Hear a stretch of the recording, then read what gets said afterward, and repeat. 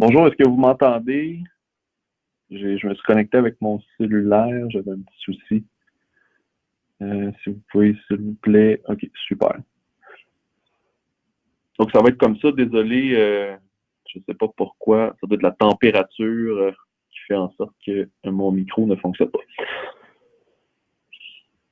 C'est sûrement pas ça, mais on va donner ça comme raison. Alors, bienvenue à ce webinaire sur le harcèlement psychologique. C'est notre rendez-vous de l'automne. Très heureux de vous retrouver. Et je vais y aller très rondement. Vous allez voir dans quelques instants. Je vais juste me positionner comme il faut. Donc, je me présente, Maxime Dubois. Je suis directeur des ressources humaines chez Sage Ressources humaines, la division de Sage Assurance et Rente collective. Je suis un expert en gestion des ressources humaines et comme à l'habitude, je vais partager avec vous mon expertise en matière d'harcèlement psychologique au travail. Et vous avez toujours les coordonnées. Si jamais vous avez des questions supplémentaires, là, vous avez ici dans le bas de la diapo le numéro de téléphone pour nous rejoindre en tout temps et rh@savedecision.com pour nous rejoindre d'un point de vue courriel. Donc, aujourd'hui, en réalité, le plan de la présentation est comme suit. On va définir qu'est-ce que du harcèlement psychologique au travail. Parce que c'est très important de bien saisir quelle est la définition légale, celle qui est dans la loi, parce que vous allez voir rapidement que du harcèlement psychologique, c'en est peut-être pas, mais au sens de la loi, c'est très clair qu'est-ce qu'il y en est, qu'est-ce qu'il n'y en est pas. Donc, il y a une distinction à faire. Ensuite, on va voir quelles sont les obligations de l'employeur en matière de harcèlement psychologique au travail. Comme vous le savez peut-être, une des obligations importantes, c'est que depuis le 1er janvier 2019, vous devez mettre en place une politique de prévention sur le harcèlement psychologique. Et on va en discuter dans quelques instants. Quoi faire si un employé ou une employée est victime d'harcèlement ou que vous l'êtes ou que peu importe, quelqu'un dans votre organisation est victime d'harcèlement. Et au final, comment on peut le prévenir, le harcèlement psychologique. Donc, c'est notre départ aujourd'hui, c'est ce que je vous propose. Donc, le harcèlement psychologique, ça c'est la définition complète qu'on retrouve dans la loi. Je vais juste prendre mon surligneur pour vous montrer certains points.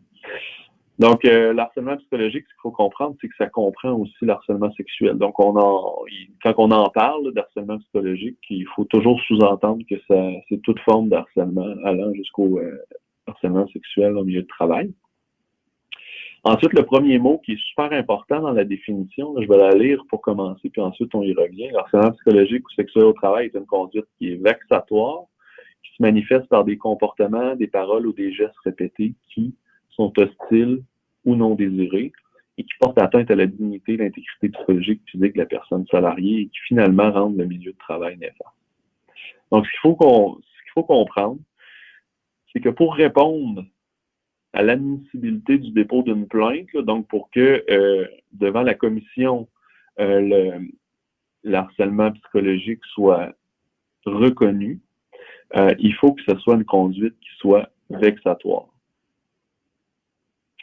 Vexatoire, ça veut dire quoi? C'est que ça veut dire que j'ai réellement l'intention de faire du mal à quelqu'un. Je donne toujours l'exemple, mettons, je rencontre une employée, puis il me fait sortir un peu de mes gonds, je lui parle fort ou je lui réponds du tac au tac. C'est peut-être pas une bonne attitude comme gestionnaire, mais c'est pas une conduite vexatoire. Le fait d'élever le ton ou d'avoir choisi des mots un peu plus difficiles une seule fois dans une rencontre qui était un peu émotive, c'est pas une conduite vexatoire parce que mon intention n'était pas de réellement blesser l'employé. Donc, c'est pour ça qu'il y a une grande distinction entre une discussion robuste, et avoir une conduite vexatoire envers un employé. Donc, ça peut être des comportements, ça peut être des paroles, ça peut être des gestes. Donc, il faut rester très animé là-dessus. Deuxième chose, il faut que les comportements, les gestes ou les paroles soient hostiles. Donc, hostile, c'est vraiment, ça ressemble un peu à vexatoire, mais c'est pour faire du mal. C'est vraiment une intention de blesser. c'est vraiment quelque chose qui est non désiré. On veut attaquer l'intégrité de la personne. Okay? On a vraiment, il y a vraiment un caractère de mauvaise foi en arrière de ce comportement, de ces gestes ou de ces paroles-là. Donc ça, c'est le deuxième élément. Hein? C'est donc, on a vexatoire, il faut que ça soit hostile, il faut que ça soit non désiré. Donc, l'exemple que je donne souvent à cet égard-là, c'est que, par exemple, dans la salle de pause, je fais une mauvaise blague auprès d'un collègue de travail. Et le collègue de travail, il vient me voir après, puis il me dit « Hey Maxime, tu sais, une blague à ce sujet-là, tantôt ça m'a blessé. » Et moi, de répondre, hey, je m'excuse vraiment, mon intention, c'était pas de te blesser, t'as raison, c'était une mauvaise blague, c'était mal placé, désolé si ça t'a attaqué. Rendu là, effectivement, ma blague était sûrement de mauvais goût. Mais que si la personne est venue me voir, puis elle m'a dit, hey, moi, ce comportement-là, ce geste-là ou ces paroles-là est non désiré, et si c'était ma première fois et ma dernière fois, ce ne sera pas considéré comme du harcèlement. Ça dépend si j'ai vraiment dépassé les limites puis que mon commentaire là, s'approchait d'une faute grave. Mais si on reste dans une blague grivoise, là, mettons un peu déplacée, puis que je m'en excuse, puis que je dis à l'employé first time, last time, dans le sens que ça n'arrivera plus, ben ça, c'est pas un caractère non désiré au final. Ce qui serait déplacé de faire, c'est que une fois que la personne m'a dit hey, quand tu me parles de ce sujet-là, ou quand tu fais une blague à ce sujet-là, ou quand tu me touches, là, tu passes dans le corridor, puis tu me mets la main sur l'épaule, ben, à chaque fois que tu me parles, ben, ça, c'est des choses que j'apprécie pas. Ce qui serait non désiré, c'est de poursuivre alors qu'une personne m'a dit, ben, ça, je veux plus que tu le fasses. Ben, ça, c'est relativement simple à comprendre, là. C'est ce qui est défini dans le caractère non désiré. Ensuite, ben, il faut que ça porte atteinte à la dignité, donc à l'intégrité psychologique ou physique de la personne salariée. Donc, vous voyez, là, c'est un autre niveau aussi. Là, pour atteindre à la dignité de quelqu'un, il faut vraiment avoir dépassé les bornes. Et qui rendent le milieu de travail néfaste. Donc, souvent, ça va rendre les gens autour mal à l'aise, ceux qui sont témoins. Donc, c'est un bon indicateur que c'est du harcèlement. Ça fait en sorte que il faut que ça réponde à ce critère-là également. J'en ai sauté un. Ici, vous le voyez, là, je l'encercle, c'est des gestes répétés. Donc, comme je le disais précédemment, le fait de faire une mauvaise blague ou d'avoir perdu un peu perdu mon sang-froid dans une rencontre, puis de m'en excuser, c'est pas du harcèlement. Donner une mesure disciplinaire à un employé, c'est pas du harcèlement non plus. Ce qui est répété, c'est, par exemple, à chaque fois que je rencontre le même employé, ben je lui dis toujours un commentaire désobligeant. À chaque fois que je le vois, plusieurs fois par jour, des dizaines de fois par semaine. Bien entendu, si les gestes ou les paroles sont graves, le caractère répété ne s'applique pas, mais pour que ça soit du harcèlement psychologique sur du long terme là, ou du moyen terme, il faut vraiment là, que ça soit répété plusieurs fois et en plus non désiré. Donc, imaginons là, un collègue de travail qui texte un autre collègue de travail des dizaines de fois par soir, pas de réponse, mais qui continue, puis etc., etc. Ben, vous voyez, là, il y a une différence entre je te rencontre une fois pour te dire que ton travail n'est pas efficace, puis l'autre fois où je vais te texter 45 fois dans la même soirée pour te demander de me donner des documents ou de venir souper avec moi absolument. Donc, vous voyez, c'est réellement ça, là, la distinction. Donc, ça met un peu la table. C'est pas parce que ça ne répond pas à tous les critères qui sont dans la loi que c'est pas du harcèlement psychologique ou sexuel. Il faut bien s'entendre. C'est juste que si je dépose une plainte devant la commission, comme travailleur ou comme employeur, ben, il faut que je sois capable de soutenir l'ensemble de ces éléments-là. Et pour votre information, je vais y revenir un petit peu plus tard, mais il y a beaucoup de plaintes qui tombent. Pas parce que c'est pas du harcèlement, c'est principalement parce que ils ne répondent pas à tous les critères d'admissibilité pour aller plus loin, ou la personne, où il manque des éléments de preuve ou des témoignages qui font en sorte que c'est pas tous ces éléments-là qui sont confirmés. Donc, vous avez toujours accès à cette définition-là là, sur le lien que je vous soumets juste en bas.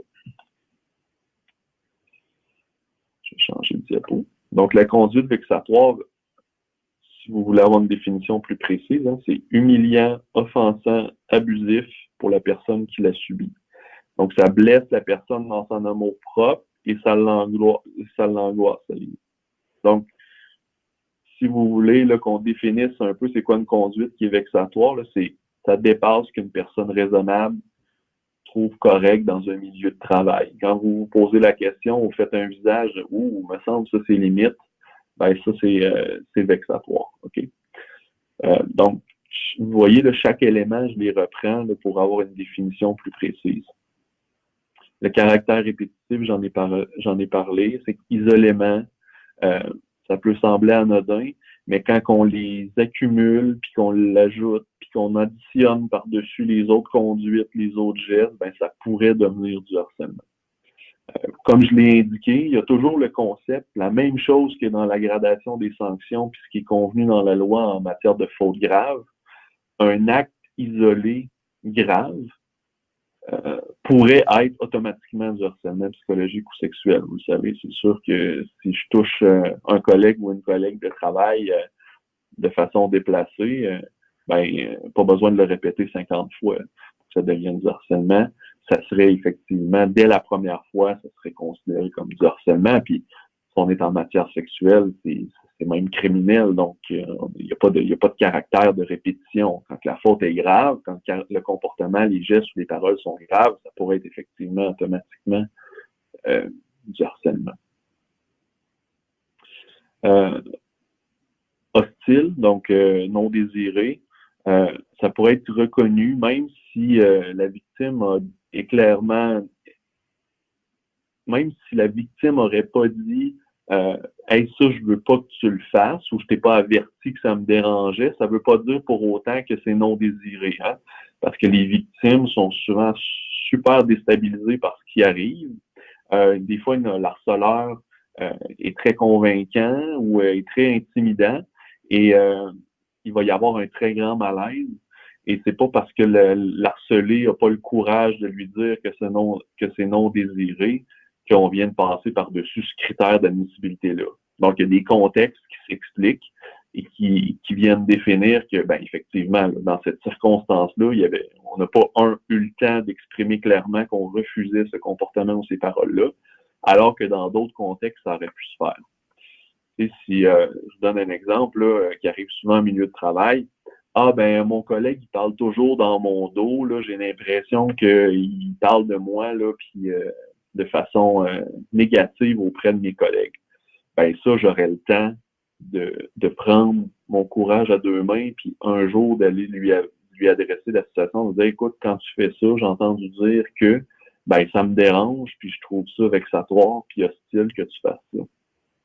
Alors que un autre exemple, là, dans un petit coin du bureau, un collègue prend un collègue par les épaules, puis il la cote dans le mur, puis ça se passe, là, ben le refus, là, c'est pas là que ça va se faire. Donc, c'est très spontané, c'est très déstabilisant, c'est super stressant. Donc, ce serait pas nécessairement convenu. Ce serait pas le caractère de non désiré n'est pas tout à fait nécessaire.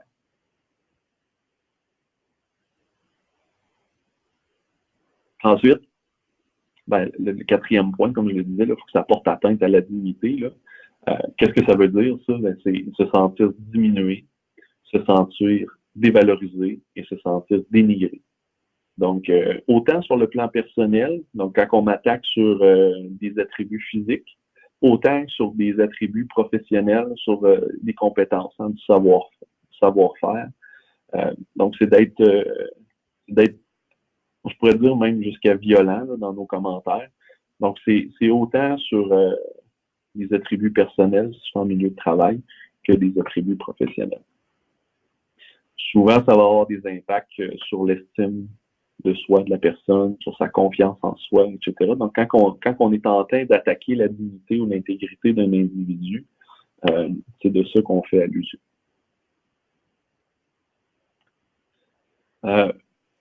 Puis si on va encore plus en profondeur sur le 5e point, hein, sur comment le harcèlement rend un milieu de travail néfaste, ben vous le voyez là. Non seulement ça va devenir néfaste pour celui qui en est victime, donc le harcelé, mais il peut arriver bien des choses ensuite, là. L'harcelé ou l'harceleur peuvent être isolés des collègues. Il pourrait y avoir également d'autres comportements qui sont pris par l'entourage autour. Il y a des gens qui vont prendre peut-être pour un camp, d'autres pour un autre camp. Il y a des gestionnaires qui vont dire, ben voyons, on en met plus que le client demande, ou il en met plus que le client demande. On le connaît, il a la plainte facile. Donc, ça, là, quand ça commence à spinner comme message, là, ben, c'est là qu'on parle de milieu de travail rendu néfaste, là, parce que là, ça l'a complètement dérapé, puis il n'y a personne qui prend en charge le dossier. Donc, bref, souvent, il y a un harceleur puis un harcelé, mais aussi, il pourrait y avoir plusieurs harceleurs sur un harcelé. C'est quelqu'un qui est intimidé par un groupe de personnes. Ça aussi, ça pourrait être considéré comme du harcèlement psychologique là, en milieu de travail. Donc, vous voyez, là, ces cinq éléments-là, là, c'est vraiment les 5 critères là, qui viennent définir qu'est-ce que, au sens de la loi, le harcèlement psychologique et sexuel est. Donc, vous êtes d'accord avec moi, je l'espère, puis c'est souvent l'exemple que je donne. Là. Vous avez un employé qui arrive en retard une semaine, vous le rencontrez, vous dites, écoutez, Jean, aujourd'hui, 17 octobre 2019, je t'adresse un retard de 47 minutes non justifié. Sache que nos attentes, c'est que ça ne se reproduise plus. Puis si jamais c'est le cas, ben on va te rencontrer à nouveau avec une mesure disciplinaire plus grave. Le lendemain, Jean arrive encore en retard. Puis là, on le rencontre à nouveau. Dit Jean, on t'a averti hier. Bon, aujourd'hui, on te donne un dernier avertissement écrit pour ton comportement inacceptable de retard en retard. Bon, OK, il le prend, il le signe. 3e jour, il arrive encore en retard, on le suspend. Puis là, il dépose une plainte d'harcèlement psychologique parce qu'il dit qu'on est en train de s'acharner sur son cas. Exemple. Puis que là, c'était non.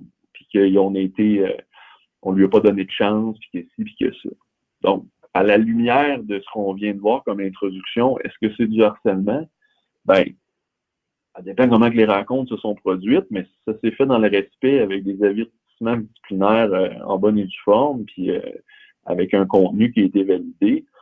Ben, oui, on l'a rencontré 3 fois en 3 jours, mais Jean est complètement responsable de ce qui se produit, puis c'est pas de l'acharnement. C'est à nous, c'est notre droit de gérance qu'à chaque comportement négligent, ben, de rencontrer un employé. OK?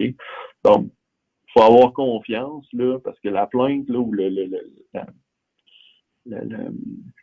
pardon, de se faire dire, ah, ben, je vais déposer une plainte contre vous parce que vous me lâchez pas, là, puis vous êtes sur mon dos avec vos mesures disciplinaires, ben, désolé, mais si ça se fait dans les règles de l'art, c'est pas du harcèlement psychologique au travail. Donc ça, c'est un exemple qui revient souvent parce que c'est la défense rapide puis simple de quelqu'un qui se fait rencontrer puis qui a l'impression que son employeur est en train de s'acharner sur lui. Fait qu'il faut être confiant. Cette plainte-là, même s'il la dépose, elle ne sera pas super fondée. Alors que dans d'autres exemples, ça pourrait être complètement différent.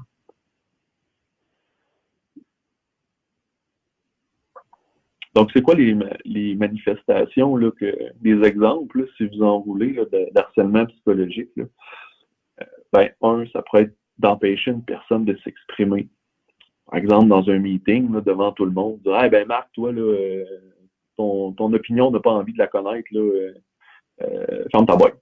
Ben, dire des éléments comme ça, là, dans un meeting, devant tout le monde, ben, c'est sûr que ça porte atteinte à ton intégrité, là, puis d'empêcher quelqu'un de donner son opinion ou de tout le temps là, lui dire que ça ne nous intéresse pas de ce qu'il dit, de ce qu'il parle, ben là, ça commence à être limite. Isoler une personne, hein, on l'invite pas, c'est la seule personne qui n'est pas invitée dans le party, dans les 5 à 7, sur l'heure du dîner, personne lui demande s'il vient avec. Vous voyez, là, il y a des manifestations comme ça. Déstabiliser une personne par une blague, par un comportement, par des paroles, des gestes, des choses qui peuvent l'affecter grandement là, au point de le déstabiliser émotionnellement, de le déconsidérer ou de le discréditer, hein, de dire ben, de toute façon, lui, son leadership, ça vaut pas 5 cents, des choses comme ça, mais de le dire une fois dans un meeting émotionnellement, OK, c'est pas le meilleur affaire au monde, mais là, ça serait de cogner sur le clou que son leadership, c'est faible, puis ainsi de suite, puis de ne pas avoir d'argumentaire, puis de salir la personne comme ça au quotidien, ça pourrait effectivement être considéré. Puis là, ben, le plus grave, c'est sûr que menacer une personne, menacer de peu importe quoi, ou d'agresser la personne, là on est à un autre niveau. Là, c'est la manifestation peut-être la plus claire.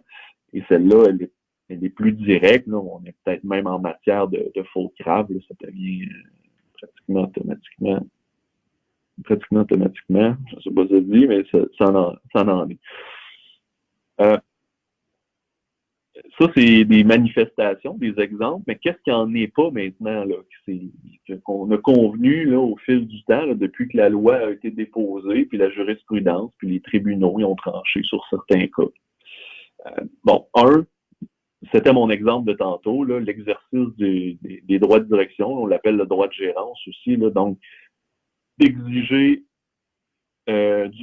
un certain niveau de rendement ou d'exiger des comportements là, qui sont en lien avec notre culture d'entreprise. Là. Ça, il n'y a pas de souci.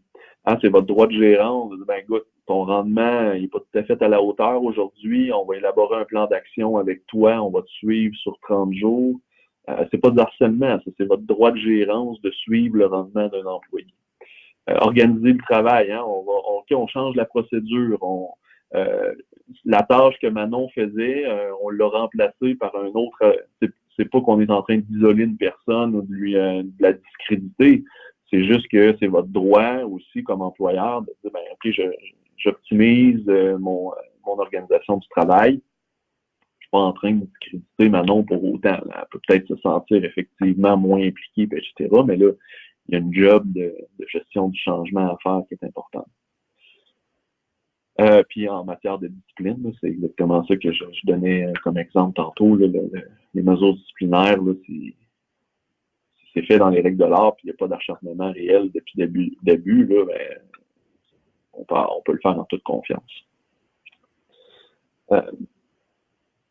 Les rapports sociaux difficiles, bon, effectivement, là, deux personnes qui se pognent bien comme faux là, dans le bureau, là, un manque de civilité puis de respect, là, un envoie promener l'autre, puis ça brasse un peu, le ton monte, puis t'es juste un ci, t'es juste un ça, ben ça, c'est une bonne chicane de bureau, on va dire ça comme ça, ok, c'est une inconduite passagère.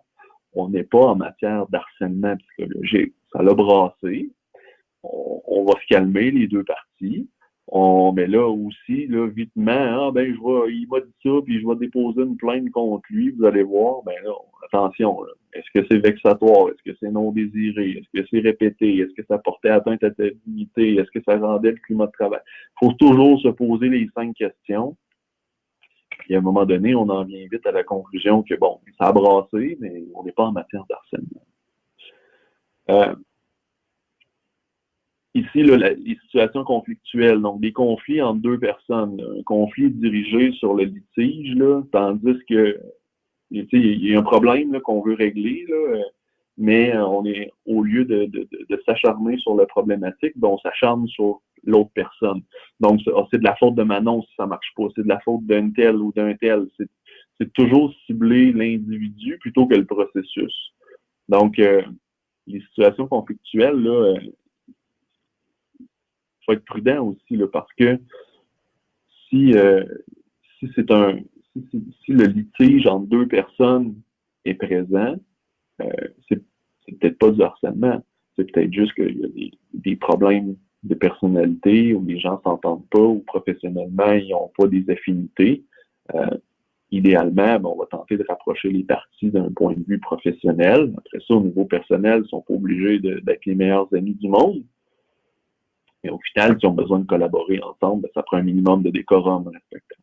Ça, là, le fait que les gens se sentent pas réellement, là, ils s'apprécient pas plus qu'il faut, on a le droit d'exiger comme employeur qu'ils collaborent ensemble et qu'ils ne nuisent pas au travail, qu'ils fassent le minimum dans un environnement de travail. Là, au-delà de se dire bonjour puis merci, ils ne sont pas obligés d'aller dîner ensemble et d'être les meilleurs amis au monde. Fait que le fait qu'il y a des gens qui sont pas à ce niveau-là de relation, c'est pas de harcèlement non plus. Même chose, là, les gens qui sont dans un nouveau poste où il y a des entreprises qui sont saisonnières, là, où commencent à avoir beaucoup de pression. Là. Mettons, là, l'hiver s'en vient, il y a des entreprises où c'est une grosse partie de leur chiffre d'affaires, où c'est peut-être l'inverse, mettons, l'été, là, le printemps arrive, la business, là, 50% du chiffre d'affaires se fait en 3 mois. Tout le monde est tendu, beaucoup d'heures de travail partout. Ça brasse, faut que ça flanche les trucs.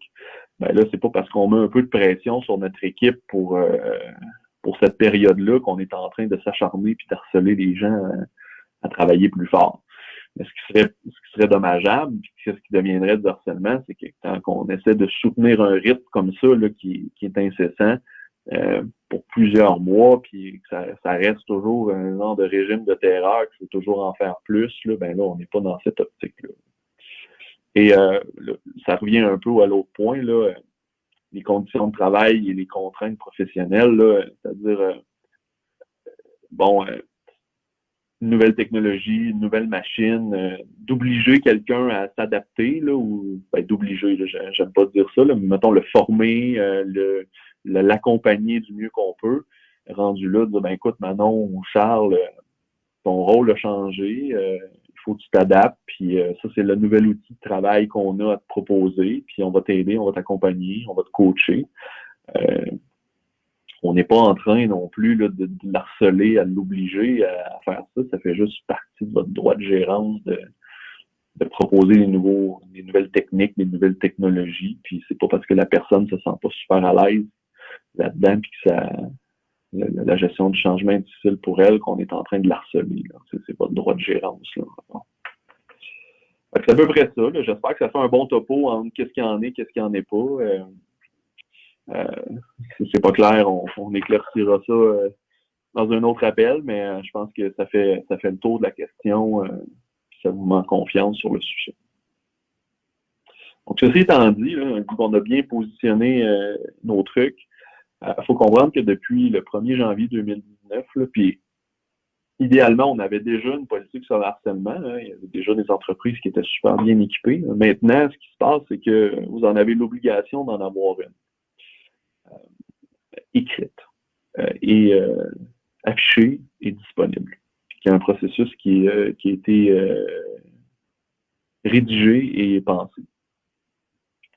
Donc vous, là, votre première obligation là, comme employeur, là, c'est de fournir un lieu de travail qui est exempt d'harcèlement. OK, ça c'est votre mission première. On vous demande pas, vous allez le voir un peu plus tard, là, on vous demande pas de régler de façon parfaite tous les cas d'harcèlement. On vous demande d'intervenir, OK? Puis de fournir au meilleur de vos connaissances puis de vos capacités un lieu de travail. Donc, on n'est pas dans une obligation de régler l'ensemble des problèmes, on est dans une obligation d'agir, OK? Vous devez mettre en place aussi depuis le 1er janvier 2019 une politique de prévention sur le harcèlement psychologique. Un petit peu plus loin, un petit peu avant, là, dans la présentation, il y avait des liens sur le site de la commission. Si vous allez sur le site de la CNT ou la CNSST, vous allez dans la portion sur les normes du travail ou sur la CSST, vous allez avoir justement un excellent exemple de politique de prévention. Donc, ils en ont préparé une pour vous. Vous la téléchargez, elle est en format Word et elle est déjà valide et vous la personnalisez selon votre mécanique interne. Donc, vous allez voir là, à l'intérieur de la politique, il y a différentes parties. La première, c'est qu'il faut avoir des mécaniques en place. Donc, s'il y a du harcèlement, quelle est la première étape? Il faut aller rencontrer tel individu. Cet individu-là sera responsable de lancer l'enquête, par exemple. Donc ça, là, ces mécaniques-là, là, ils sont prévus dans votre politique d'harcèlement. Il faut que ça soit connu de tous. Il faut que la politique, vous en faites une certaine publicité. Donc, vous l'affichez. 2, vous pouvez envoyer un courriel interne ou peut-être dans votre guide de l'employé ou peut-être dans votre infolette mensuelle à l'interne de dire, hey, nous sommes dotés d'une nouvelle politique sur le harcèlement psychologique, de prévention sur le harcèlement psychologique. Elle est affichée, disponible à tel endroit. Ça, c'est important de le faire. Vous allez voir aussi dans la politique qu'il faut nommer. Il y a des personnes qui sont identifiées, donc une ou deux personnes de confiance dans l'entreprise. Il faut qu'ils soient informés dans le processus. Donc là, le choix des personnes est relativement important. Toujours deux, pourquoi? Parce que l'harceleur pourrait être une de ces deux personnes-là, là, dans le pire des cas. Mais il faut qu'il y ait vraiment là, deux personnes définies avec un numéro de téléphone et une adresse courriel pour justement s'assurer du respect des plaintes, du dépôt des plaintes. Et il faut aussi faire preuve qu'il y aura une mécanique de suivi et d'actions qui seront prises. Là. Donc, le harcèlement va être géré là, au meilleur des connaissances des gens qui sont en place. Donc, ça, c'est un peu ça votre obligation. Ben, un peu pas mal. Vous allez voir que dans la politique, en haut, il y a les objectifs. On va définir, ça va reprendre la définition qu'on a vue au début là, du harcèlement. Vous allez avoir votre corps, là, qui va être l'énoncé de votre politique. Vous pouvez vous inspirer du modèle de base, puis vous pourrez rajouter vous pourrez rajouter un peu votre grain de sel là, pour que ce soit bien aligné avec votre culture d'entreprise, puis à quel point vous vous impliquez là-dedans. Il va y avoir une partie sur les attentes envers le personnel. Donc, qu'est-ce que ça veut dire? C'est que tout le monde est un peu responsable de s'assurer que le milieu de travail soit exempt. Donc, si quelqu'un est témoin, ben, il y a comme l'obligation d'aller en discuter. Et ainsi de suite. Il y aura la dernière partie, comme je vous ai dit, sur le traitement des plaintes. Donc, avec qui je vais communiquer, comment je le fais, puis comment je signale ces événements-là auprès de l'entreprise. Et finalement, il y aura les principes d'intervention. Donc, si vous déposez une plainte, voici comment on va s'y prendre, etc., etc. Ce qu'il faut comprendre, une fois que la prévention est une fois que votre politique de prévention est en place, puis que là, votre entreprise roule, il y a peut-être des gens qui vont se sentir victimes d'harcèlement. Il y a peut-être des gens en ce moment qui sont victimes d'harcèlement dans votre organisation. Ce qu'il faut comprendre, c'est que le délai a été augmenté considérablement. Avant, c'était 90 jours. Donc, 90 jours après les faits, la personne, c'était son délai là, pour déposer une plainte. Maintenant, ce délai-là a été augmenté jusqu'à 2 ans. Donc, suit la dernière manifestation là, qui est en lien avec l'harcèlement. Donc, c'est assez considérable. La personne pourrait ne plus être chez vous puis déposer une plainte et ça va jusque-là. Idéalement, pour montrer le sérieux, vous devriez toujours exiger que la plainte soit écrite. Ok, ça permet de mettre les choses au clair. Puis vous allez voir, là, ça va aussi repositionner un peu le sérieux du processus. Si les gens, c'est facile de venir dans votre bureau et dire ah ben là, Manon est comme ci et comme ça, puis elle fait ci, puis elle fait ça. Moi, mon premier réflexe, c'est écoute, excellent, je t'entends, je vais t'accompagner. Ce que j'ai besoin maintenant pour la suite, c'est que cette plainte-là, elle soit écrite. Donc, j'ai besoin que ce que tu viens de me dire verbalement, tu me l'écrives avec des dates, des moments, peut-être des témoins, puis de me faire un descriptif de qu'est-ce qui s'est réellement produit. Donc, à qui faire la plainte? Ben, idéalement, vous essayez de garder le dossier à l'interne, OK? Parce que je vous explique, c'est comme dans n'importe quoi, on n'est jamais aussi bien servi que par soi-même. Si vous en occupez pas, ce qui va se passer, c'est qu'une fois que la plainte est déposée, ben, il y a un enquêteur de la CNSST qui va être attitré puis qui va venir enquêter pour vous. Donc là, ça va être un peu moins plaisant parce que là, c'est quelqu'un qui rentre dans l'entreprise puis là, qui va venir témoigner, qui va faire témoigner tout le monde dans votre organisation, dont vous, dont responsable des ressources humaines ou dirigeant. Et au final, ils vont faire le même travail que vous auriez pu faire. Sauf que leur plan d'action va être un peu plus robuste, puis s'ils voient de la négligence, ben là, vous allez vivre avec les conséquences. Idéalement, vous désignez quelqu'un à l'intérieur qui va s'occuper des premières étapes, là, de recueillir les faits, justement, puis de s'assurer d'avoir les éléments des deux parties. Fait qu'est-ce qu'il faut qu'il soit indiqué, là? Puis là, ça peut être votre représentant syndical, ça peut être le patron, ça peut être quelqu'un en ressources humaines, ça peut être quelqu'un qui est juste intéressé en relation d'aide aussi, là, vous choisissez qui vous fait dans votre organisation.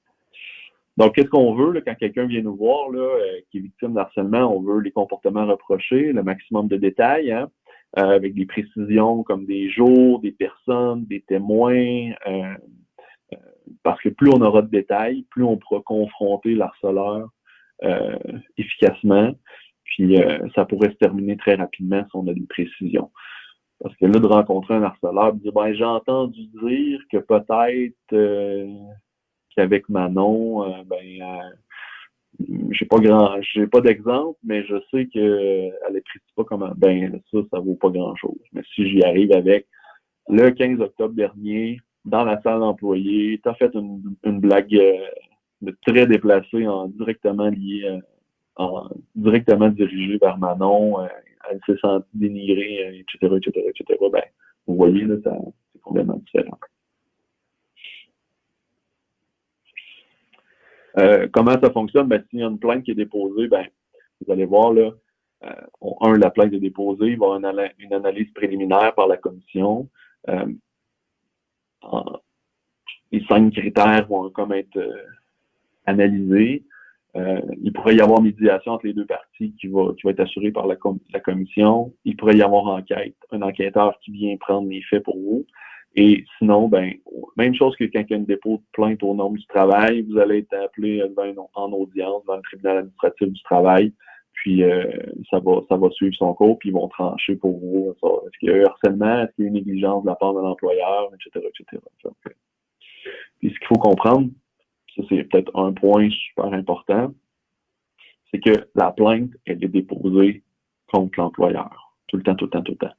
Donc, oui, il y a un harceleur, oui, il y a un harcelé, puis effectivement, la plainte, en réalité, c'est parce qu'il y a un harceleur qui fait du trouble, mais la plainte n'est jamais déposée contre une personne en soi. Là. C'est Jean l'harceleur, la plainte qui est déposée devant la commission, c'est votre incorporation. C'est pour ça qu'on dit que c'est l'affaire de l'employeur de s'assurer que le travail, que le milieu de travail soit exempt d'harcèlement. Parce que c'est vous qui êtes responsable de s'assurer que le climat de travail soit sain. C'est pas à Jean puis à Manon individuellement, c'est à tout le monde. Donc, la plainte est toujours déposée contre l'employeur, donc contre vous. C'est pour ça que de le gérer à l'interne, c'est beaucoup plus simple. Là. Comme déjà vu là, des directeurs généraux d'organisations dire ben moi, je vais déposer une plainte d'harcèlement contre mon employé parce que c'est lui qui m'en fait du harcèlement. Ben, je dis ben, tu peux bien le faire, mais tu vas être en train de déposer une plainte contre ton organisation. On n'est pas plus avancé, donc on est mieux de gérer ça à l'interne. Est-ce que c'est possible de prévenir le harcèlement? Ben oui, avoir une bonne politique de prévention, puis dire que dans notre culture d'entreprise, c'est tolérance zéro, puis que j'agirai sur chacun des dérapages, ben c'est votre droit de gérance. Donc vous, là, parlez-en, sensibilisez vos gens, publicisez votre politique d'harcèlement, cognez sur le clou que c'est tolérance zéro, initiez des rencontres dès qu'il y a des conflits entre les employés, puis dès qu'il y a une perception d'harcèlement, laissez pas aller les choses aller. Cherchez des solutions avec les employés en question, demandez-leur de s'impliquer, faites des suivis, identifiez les personnes à risque dans votre organisation là, que vous le savez, qui brassent un peu, mais que vous voulez les garder en contrôle. Donc, il faut pas les lâcher, ces personnes-là, parce que si on les laisse aller, ben c'est comme dans n'importe quoi, ils vont contaminer les autres, ça va devenir de plus en plus des comportements, des paroles ou des gestes qui vont être acceptés dans le milieu de travail, puis ben, c'est comme n'importe quoi. Tu donnes un pied de corde à quelqu'un, il va en prendre 10, puis ainsi de suite. Donc, si vous mettez la limite rapidement sur des comportements qui sont néfastes, ben, ça devrait avoir un effet intéressant. C'est sûr que dans vos valeurs, le respect des autres, une communication ouverte, ça peut être intéressant. Promouvoir la collaboration, vous envoyez là, c'est plein de trucs. Là, c'est en lien avec le document qui est disponible de la CNSST. Je pense qu'un des plus pertinents, là, c'est l'avant-dernier, là, dissiper rapidement les malentendus. Donc, ne laissez pas aller des choses. En relation de travail, mesdames et messieurs, l'adage le temps arrange des choses n'existe pas, c'est pas vrai, c'est faux. Il faut intervenir rapidement. Si on laisse aller le temps, ça va juste dégénérer. Il y a rien qui s'arrange avec le temps en relation de travail. Très peu, très peu. Il doit y avoir des exceptions, mais par expérience, là, ça dégénère beaucoup plus que ça s'arrange. Donc, élaborez votre guide de prévention, votre politique sur la prévention sur le harcèlement psychologique. Vous pouvez l'ajouter dans votre guide de l'employé, hein, élaborer un guide de conduite. Si vous voyez que dans votre entreprise, ça brasse déjà un peu, ben assurez-vous de gérer le changement, qu'on s'en va vers une culture de tolérance zéro, puis commencer à agir rapidement pour intervenir avec les gens. Responsabiliser votre personnel que c'est l'affaire de tous. Hein? La plainte est déposée contre l'employeur, donc tout le monde est responsable. Si je laisse aller du harcèlement dans mon entreprise, ben c'est tout le monde qui va payer le prix parce que la plainte est déposée contre nous ensemble. Donc, on s'assure de responsabiliser tout le monde que c'est l'affaire de tous. Oups, pardon. Donc, c'est pas mal ça que j'avais à vous présenter aujourd'hui. J'espère que ça vous éclaircit sur qu'est-ce que du harcèlement, 2, qu'est-ce qu'il y en est, qu'est-ce qu'il n'y en est pas, 3, la politique de prévention que vous devez mettre en place. C'est obligatoire de le faire. Si vous le faites pas, puis vous vous faites enquêter, ben vous exposez à des pénalités financières si vous êtes enquêté par la commission. Donc, c'est à ça que vous vous exposez, mais au-delà de ça, ça démontre votre sérieux aussi comme employeur en matière d'harcèlement psychologique, puis vous prenez ça à cœur. Donc, on ne fait pas la politique pour la faire. Idéalement, on la fait parce qu'on on y croit réellement. Donc, 45 minutes bien sonnant. Je vais laisser maintenant le chat ouvert. Si vous avez des questions supplémentaires à ce sujet-là, moi, on reste disponible chez Sage pour vous accompagner. On peut une chose, c'est qu'on peut vous aider à mettre à jour votre politique de prévention. Donc, on va servir des modèles génériques, mais on va la rendre encore plus personnalisée. Puis, deuxième chose super intéressante, c'est que dans les personnes ressources à contacter, dans les numéros, on peut vous proposer également d'être un numéro ressources. Donc, si vous dites, nous, à l'interne, on est un peu pogné, là, puis on sait pas, de toute façon, si nous appelez, on sait pas comment gérer ça, ben, vous pouvez mettre notre numéro à nous. On a une adresse courriel confidentielle avec un numéro, un 800 où les gens peuvent appeler, déposer plainte, ou du moins demander de l'information, puis nous, on va faire le suivi avec vous. Donc, c'est comme clé en main. Vous payez seulement s'il y a un dépôt de plainte, là, au final, ou il y a un employé de votre boîte qui a appelé. Puis après ça, on vous embarque dans la loupe super rapidement. Mais déjà, on peut vous aider avec l'impartialité du processus. Alors, merci. Fait que vous avez nos coordonnées, 877-622-8550. Vous faites l'option 2 pour parler aux ressources humaines. Puis rh@sagedécision.com pour nous contacter par courriel. Donc oui, comme d'habitude, vous allez recevoir demain. Demain, on met le webinaire en ligne sur YouTube. Donc, vous allez recevoir le lien YouTube. On va vous envoyer le PDF de la présentation. Et pour ceux qui étaient présents aujourd'hui, on va également, d'ici la fin de la semaine prochaine, vous allez recevoir votre certificat votre attestation de participation à cette formation sur l'harcèlement psychologique.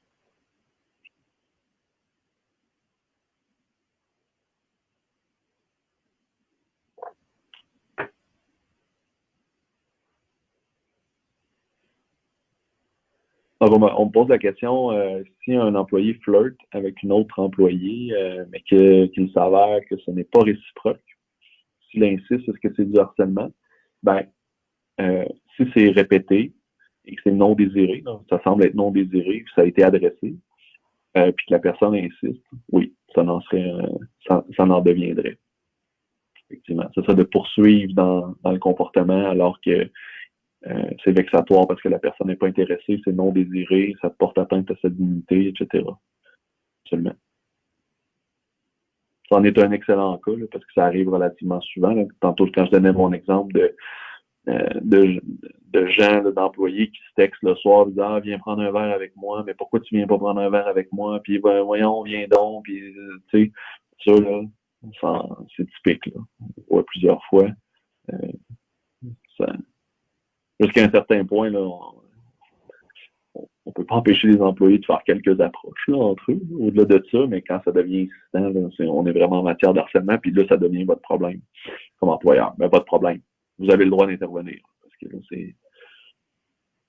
là, ça affecte le milieu de travail.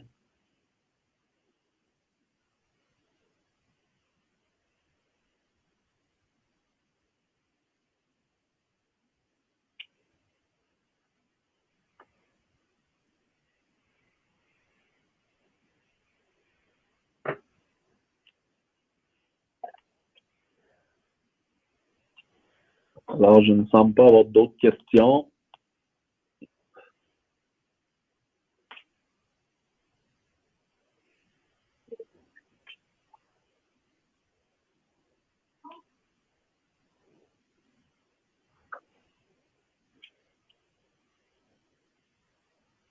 Last call avant que je mette fin à la présentation.